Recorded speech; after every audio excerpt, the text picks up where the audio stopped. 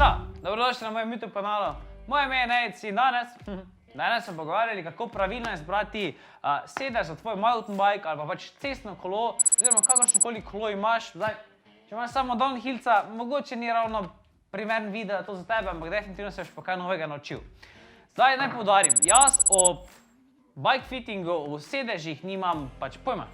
Iskreno nimam pojma, nikoli nisem polagal ravno nekega zanimanja za to, čeprav smo vedno težave s tem, ampak pač nisem vedel, da je to pač vzrok teh težav. Skratka, svoje znanje, bogato znanje, izkušnje bo danes z nami delil pač Dejan Vračič. Tisti, ko ga poznate, veste, da je det legenda, tisti, ko pa ne, pa še ga boste. Skratka, Dejan je pač profiter, dela bike fitting za pač vse, tudi najboljše na svetu, tudi najboljše Slovence. Tako da, Dejan kot bivši tekmovalec in zdaj zadnjih let že pač se ukvarja samo z bike fittingom, pa pač povedal in pokazal, kako pač pravilno izbrati sedež. Zdaj, da se vrnem na temo, kako sem jaz sploh prišel do Dejana in zakaj sem se pač odločil, da pač mogoče je čas za spremembo na sedežu. Se pravi, tisti, ko ste kadarkoli imeli probleme z nelagodjem na kolesu, definitivno, pa če bi sedež kriv, definitivno veste, kako neprijetno je to. Se pravi, takrat, ko sem pač jaz prvega hardtaila kupil, prvo kolo, se pravi, enih dobrih 10 let nazaj, je zgodba bila pač taka, to je bilo to sedežev, se pravi, cirka širine 135 in pač si imel, kaj si imel, če ti je pasalo, ti je, če ne, pa pač si vozil dalje, Tako so vsi rekli, da pač malo potrpi, malo zobe stisni, malo več boji na koleso, pa se ti bo že rit navadila, se ni panike. In ja, ni se, in pač vedno smo neke težave, vedno smo nek odpor iti na kolo, ravno zaradi tega, ker pač mi ni bilo udobno sedeti na sedežu. In to je točno pač ta sedež, katerega sem vzel z hardtaila, in pač je dosti izrabljen, ampak pač ni problem, kak je izrabljen, problem je bil ravno v širini sedeža. Zdaj, Dejan vedno pravi, da sedež ni zdaj ena in edina stvar, ki moramo poskrbeti, da nam je bolj udobno na kolesu. Pač so še ostale stične točke, to so recimo ročaj, dejansko na tem downhillcu jih trenutno nimam, ampak glavnem ročaj in seveda stopala. Sploh tisti, ki vozite klipe, oziroma vozimo klipe, je to dosti bolj pomembno, predvsem tudi za našo varnost in pač dejansko, da bomo lahko kolesarili še na mnoga leta. Zdaj, tisti, ki se odločite za nakup sedeža, obstaja en mali milijon različnih sedežev, dajte iti v trgovino, poprašajte, naj vam najprej zmerijo širino vaših sedalnih kosti, oziroma tako boste pač ugotovili, kako širok sedež je primeren za vas. Se pravi, prva stvar, ki je pač pomembna, je to, kakšno širino sedeža uporabljamo.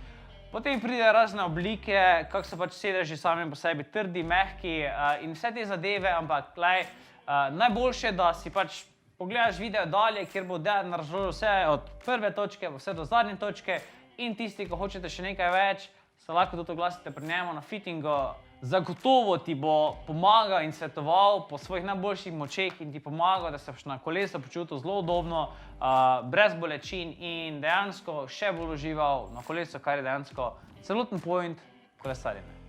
Vse, kaj še ostane, je to, da video pogledaš do konca in če si se naučil kaj novega, če ti je dejansko stvar bila zanimiva, jaz bi bil ful hvaležen, da dejansko stisneš like na video, subscribaš se na moj YouTube kanal, pošeraš s kom, ki mu je bilo to zanimivo, ker ravno s tem pač mi omogočiš, da te videe še dalje snemam še več takšnih in drugačnih vsebin in jaz upam, da se tudi vidimo v naslednjem videu. Lep boj, čau!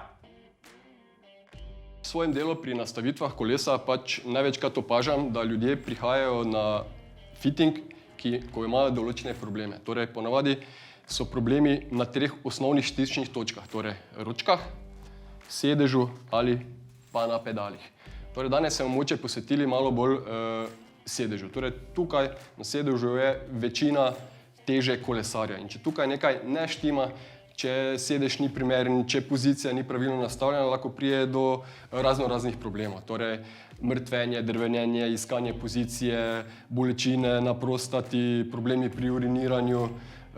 Tako da izbira pravilnega sedeža je zelo pomembna. Torej, širina medenice nam nekje določa izbiro pravilne širine sedeža. Obstajajo potem tudi različne oblike sedežev, mogoče potem drugič, ampak že če ugotovimo pravo širino sedeža, smo že mogoče veliko težav odpravili. Kako izmeriti širino medenice? Torej v trgovinah določenih že imajo te, kjer prodajajo sedeže, že imajo te merilnike, torej obstajajo elektronski merilniki, navadni oziroma nekdo, ki si hoče doma zmeriti širino, pa lahko tudi probamo z navadnim, malo debelejšim kartonom.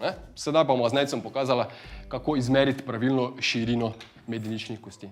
Takole se boš sedel gor z medeničnimi kosti na peno, torej noge postavimo nekje v pravokotni položaj, medenico, hrbtenico zravnamo, počakamo par sekund, da se spominska pena poleže, tako, lahko vstaneš in potem pogledamo širino. Torej, dobimo dva odtiska. In zdaj, če bi tukaj spustili noter kroglico, bi dobili širino teh medeničnih kosti. Torej, tukaj imamo nekje okoli 130 mm. Torej, kaj moramo gledati? Torej, na to širino, kaj izmerimo, nekje 2 do 2,5 cm dodamo ob nakupu sedeža. Torej, v primeru nejca bi bil sedež primeren nekje 150 do 155 mm. Torej, podpora medenice. Torej, medenica mora imeti podporo. Tak, sedaj pa bomo zmerili, kako si lahko sami doma zmeriti širino te medenične kosti. Na podlagi te meritve pač poiščemo pravo širino sedeža.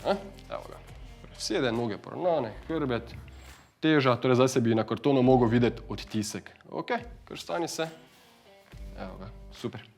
Teda, če obkrožimo center po domače, zmerimo širino, torej prej smo zmerili 130 na peni, torej če pogledamo, imamo tukaj tudi 130 nekje milimetrov. Torej, jaz bi nejcu priporočil sedež nekje 150 do 155 milimetrov, torej takšnega, kakšnega smo ga tudi montirali. Zakaj je tako važna izbira pravilnega sedeža? Torej, če sedež ni pravilne širine, oziroma če imamo mi širše medenične kosti, potem tudi medenica ne nalega pravilno na sedež. Torej, medenica propade, teža je namesto, da bi težo nosila medenica, medenične kosti, sedimo na prostati na tkivu. To včasih še ni tako hudo.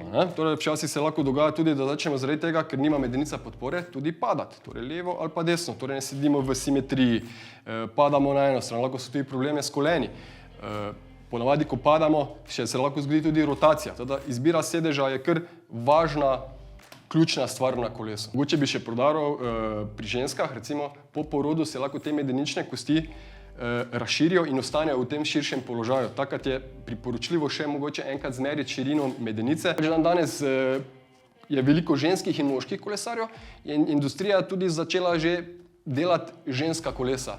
Ženske sedeže. Teda žensko kolo ima tudi čisto drugačno geometrijo, tudi sedež je drugačen, tudi širši, mogoče malo bolj oblazinjen, torej primerno za ženske uporabnice.